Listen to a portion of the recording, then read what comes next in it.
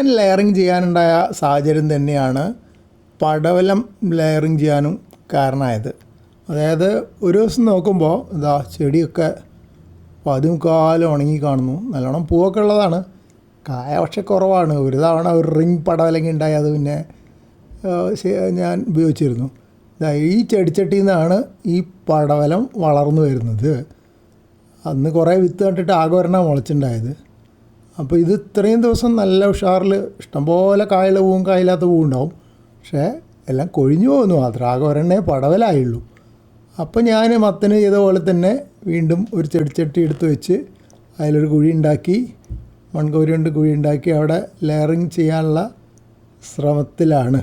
അതാ മണ്ണൊക്കെ ഇട്ട് കൊടുത്തു, അതിന് മുകളിൽ മണ്ണിൻ്റെ അടിയിലാക്കിയ ഒരു ഭാഗം. അപ്പോൾ ഇനി അവിടെ വേര് വരുമോ നോക്കണം.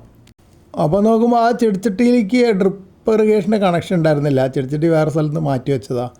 അപ്പോൾ ഒരു കഷ്ണം 6 mm പൈപ്പും ഒരു ഡ്രിപ്പറൊക്കെ എടുത്തുകൊണ്ടെന്ന് 16 mm പൈപ്പ് തുളച്ച് അതിനൊരു കണക്ഷൻ ഉണ്ടാക്കി കൊടുത്തു. അപ്പോൾ ഇതിലേക്ക് ഡ്രിപ്പ് ഇറിഗേഷൻ, ഞാൻ സാധാരണ ഡ്രിപ്പ് ഇറിഗേഷൻ 24 മണിക്കൂറും മിക്കവാറും ഓടില്ല. ഒരു 500 ലിറ്ററിൻ്റെ ടാങ്ക് ഉണ്ട്, അത് രാവിലെ നിറച്ച് വയ്ക്കും. അപ്പോൾ തൊട്ടടുത്തുള്ള ചെടികൾക്കൊക്കെ 24 മണിക്കൂർ ഓടും. കുറച്ച് ദൂരെയുള്ള ചെടികൾക്കൊക്കെ കുറേ കഴിയുമ്പോൾ നിന്ന് പോകുന്നുണ്ട്. ഇത് പിറ്റേ ദിവസം എടുത്ത ക്ലിപ്പാണ്. വലിയ കുഴപ്പമില്ലാതെ നിൽക്കുന്നുണ്ട്, പക്ഷേ വളരുന്നൊന്നും പറയാറായിട്ടില്ല. പടവലം മത്തന് തമ്മിലൊരു വ്യത്യാസം, മത്തൻ നിലത്ത് പടരുന്ന ചെടിയാണ്, പടവലം പന്തലിൽ പടരുന്നതാണ് സാധാരണ.